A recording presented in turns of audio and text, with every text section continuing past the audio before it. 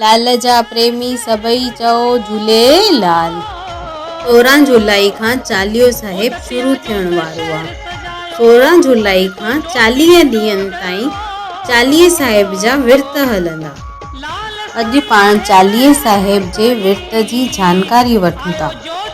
चालीहे साहिब जे विर्त रखण जा नियम हूंदा आहिनि। हिन विर्त में हिकु टाइम सात्विक भोजन कबो आहे, पट में वेबो आहे, पट में सुम्हबो आहे, दाढ़ी ऐं वार न लाराइबा आहिनि ऐं ब्रह्मचार्य जो पालन कबो आहे। हिन विर्तनि में 40 ई ॾींहं अखो पाइबो आहे ऐं 40 ई ॾींहं झूलेलाल मंदर में ॾीओ ॿारबो आहे। जेको 40 ॾींहं विर्त नथो रखी सघे उहो अगरि झूलेलाल मंदर में 40 ॾींहंनि ताईं ॾीओ ॿारे थो त ईअं चवण में ईंदो आहे कि उन जी हर मनोकामना पूर्ण थींदी आहे। रोज़ आरती पलव ऐं पंजड़ा ॻाए करे 40 साहिब जा विर्त पूरा कबा आहिनि। असां सिंधी समाज एकता वारा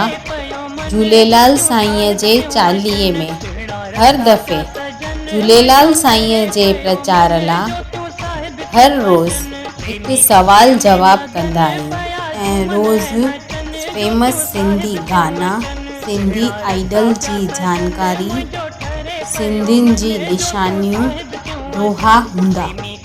ये 40 साहिब जी जानकारी सभु सिंधियुनि ताईं पहुचायो ऐं ॿारनि खे बि ज़रूरु ॿुधायो ताकि ईंदड़ पीढ़ीअ खे हिननि जानकारियुनि जे बारे में ख़बर पए।